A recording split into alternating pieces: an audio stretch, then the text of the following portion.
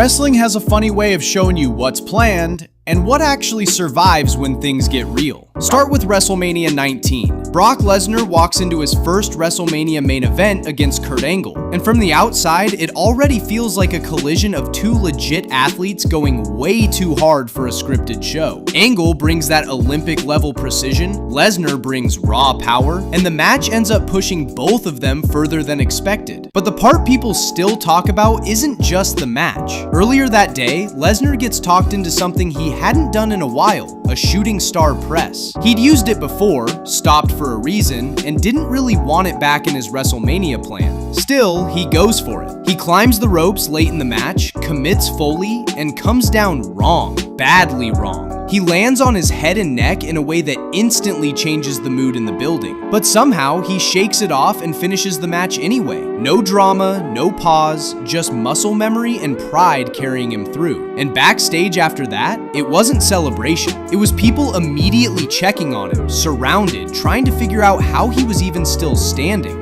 I was getting warm, I was getting sick, and all these people surrounded me, and I was just going nuts. You know, people were grabbing me and wanted me down the stretcher, and wanted me in the ambulance, and I wasn't having any of that. Now jump to something completely different, the Montreal Screwjob. Bret Hart is leaving WWE as champion, heading out to WCW, and he's not planning to drop the title in his final match. He has creative control, he knows what he agreed to, and he's sticking to it. That puts everything in a tight corner for Vince McMahon. So during Survivor Series, the match is going well. You feel the confusion through the screen, not just from the crowd, but from Bret himself. It wasn't a normal finish. It was a decision being made in the middle of the match without the guy it affected most being fully aware. Ran into my hand, but I drilled him as hard as I could. Knocked him right out. He knocked out Vince McMahon with a punch. I told him to get out. And then there's WrestleMania 34. Roman Reigns versus Brock Lesnar for the Universal Championship. Big match, huge expectations. But it just never really clicks with the crowd. You can hear it building into frustration as the match goes on, like people are waiting for something that never fully lands. Lesnar still wins, retains the title, but the reaction isn't what you'd expect from a WrestleMania main event. And when he gets backstage, he doesn't look satisfied at all.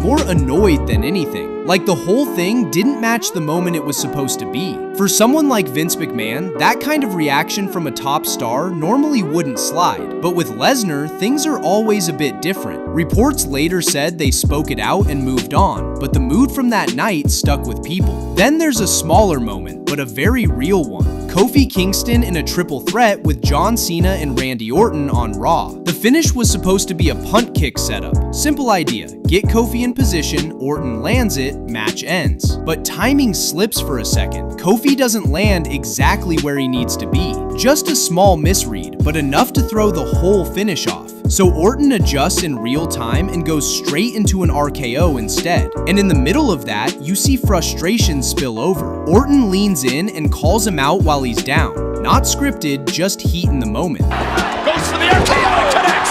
Kofi Kingston, jaw and face planted! It's one of those clips that quietly sticks around because it shows something fans don't always think about. Even in WWE, when the timing is off, you don't get a reset. You just adapt, or everything changes in seconds. Different matches, different years, but the same idea running through all of them. When things don't go exactly as planned, you sometimes catch the real side of wrestling right there on camera.